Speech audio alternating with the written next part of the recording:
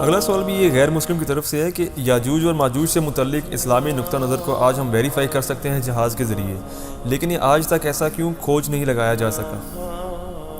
میرے بھائی آج بھی اس ٹیکنالوجی کے دور میں بھی کئی جگہ جہاں پہ سائنس نہیں پہنچ سکی ہے، دوسرا پہنچ بھی جائے تو یہ غیبی معاملہ ہے۔ اگر اللہ تعالیٰ نے ان کو غیب کے پردے میں رکھا ہوا ہے نا تو آپ ڈیٹیکٹ نہیں کر سکتے، آپ تو عذاب قبر بھی ڈیٹیکٹ نہیں کر سکتے۔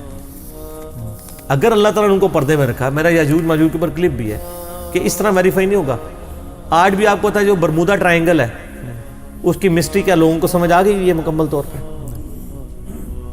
آج بھی دنیا میں کئی ایسی جگہ ہیں، ہو سکتا ہے دجال کا تخت وہیں پہ ہو، تو صحیح مسلم میں حدیث ہے کہ دجال کا تخت جو شیطان کا تخت پانیوں پہ ہے اور وہاں سے وہ اپنے شتونگڑے لانچ کرتا ہے اور وہ جا کے لوگوں میں لڑائیاں کرواتے ہیں اور چوری کرواتے ہیں، برائی کرواتے ہیں، پھر آ کے رات کو رپورٹ دیتے ہیں۔ تو شیطان سب سے زیادہ خوش اس سے ہوتا ہے جو یہ کہتا ہے میاں بیوی کے درمیان علیحدگی کروا دی۔ تو یہ کوئی نہیں چیز ہے۔ اور دوسرا آپ ایگزیکٹ اس جگہ پہ پہنچ بھی جائیں، یہ ایک تعلق غیب کے ساتھ تعلق ہے۔ جو چیز اللہ نے سامنے رکھنی تھی اس کو سامنے طور پہ بتا دیا۔ جیسے آپ زمزم ہے، کریں آج بھی ویریفائی کر کے جائیں، زمزم موجود ہے، اس کو سامنے رکھ دیا۔ مکے کی سرزمین ہے، سامنے موجود ہے، ٹھیک ہے۔ پھر قرآن پاک میں کہ ایک فیکٹس اس زمانے میں پروفیسیز بھی تھیں جو زمانے میں پوری ہوئی۔ سورہ روم میں نہیں آتا کہ پرشین امپائر نے روم کو شکست دے دی تھی، رومن امپائر کو، تو مشرکین عرب بڑے خوش ہوئے۔ انہوں نے کہا دیکھو وہ رومن امپائر کے لوگ حضرت عیسیٰ کے ماننے والے تھے اور یہ آتش پرست تھے، یہاں پہ ہم بت پرست ہیں اور تم نبی کے ماننے والے ہو۔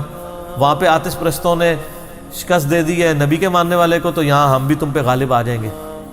پھر سورہ روم نازل ہوگی کہ یعنی بضع سنین، یعنی 10 سال کے اندر اندر دوبارہ سے رومن امپائر غالب ہو جائے گی۔ اس پہ حضرت ابوبکر نے شرط بھی لگا لی تھی اور وہ جیت بھی گئے۔ اس وقت شرط لگانا حرام نہیں تھا اور یہ پروفیسی پوری ہوئی۔ بعد میں پھر تو دونوں امپائر مسلمانوں کے ہاتھوں زہر ہو گئی الحمدللہ، شرموک اور قادسیہ کے اندر۔ تو یہ جو چیزیں اس طرح کی آتی ہیں، کہیں قرآن کا یہ کلیم نہیں ہے کہ یہ فزیکلی اسی طریقے سے چیزیں ایگزسٹ کرتی ہیں، جا کے ویریفائی کرو۔ جن کو ویریفائی کرنے کا کہتے ہیں وہ چیزیں آپ ویریفائی کریں۔ یہ سب کی سب چیزیں ایسی ہیں جن کے بارے میں صرف ایک غیبی خبر دی گئی۔ وہ تو دجال بھی موجود ہے دنیا میں، لیکن کہیں نہیں آیا حدیث میں کہ جا کے تلاش کرنا شروع کر دو۔ سر وہ جہاں پہ ہو آپ وہاں پہ پہنچ بھی جائیں تب بھی نہیں آپ کو نظر آئے گا جب تک اللہ نہ چاہے، جب تک اس کا ظہور نہیں ہوتا۔ لہٰذا یہ ایمان بالغیب کی چیزیں ہیں۔ یہ مقدمے میں یہ نٹی گریٹیز نہیں پکڑنی چاہیے، اوور آل دین کا مقدمہ دیکھنا چاہیے، ٹھیک ہے۔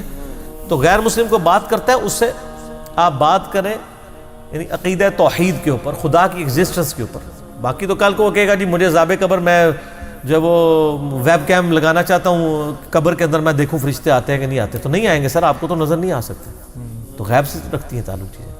یہ بھی چیزیں غیب سے ہیں جب تک اللہ ان کو ظاہر نہ کر دے۔ وہ قرآن پاک میں بھی آتا ہے نا، جب یاجوج اور ماجوج اللہ کی طرف سے ظاہر کیے جائیں گے، جب تک وہ پردے میں، تو اللہ نے ان کو پردے میں رکھا ہوا ہے سر، وہ آپ کچھ نہیں کر سکتے، نہ آپ دیکھ سکتے ہیں جہاز کے ذریعے۔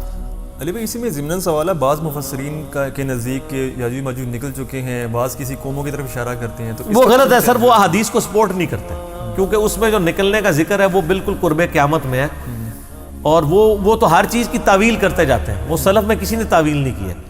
پھر ایسے لوگ پھر دجال کی بھی تعویل کر جاتے ہیں کہ دجال سے مراد صرف ایک سسٹم ہے، کوئی پرسنالٹی نہیں ہوگی، لیکن احادیث پڑھنے سے یہ کچھ تو نہیں ہوتا نا۔ وہاں تو ایک پورا فزیکل اپیرنس بتائی جا رہی ہے کہ اس کی ایک آنکھ ہوگی، وہ یہ کرے گا، یہ کرے گا، وہ کرے گا۔ تو یہ وہ مجھے بتایا عمران حسین صاحب کرتے ہیں اس طرح کے معاملات۔ یہ تعویلات یہ جدید دور کے مفکرین نے کی ہیں، سلف میں ایسی کوئی تعویل ثابت نہیں ہے، نہ ہم ان چیزوں کو سپورٹ کرتے ہیں، میں تو خلاف ہوں۔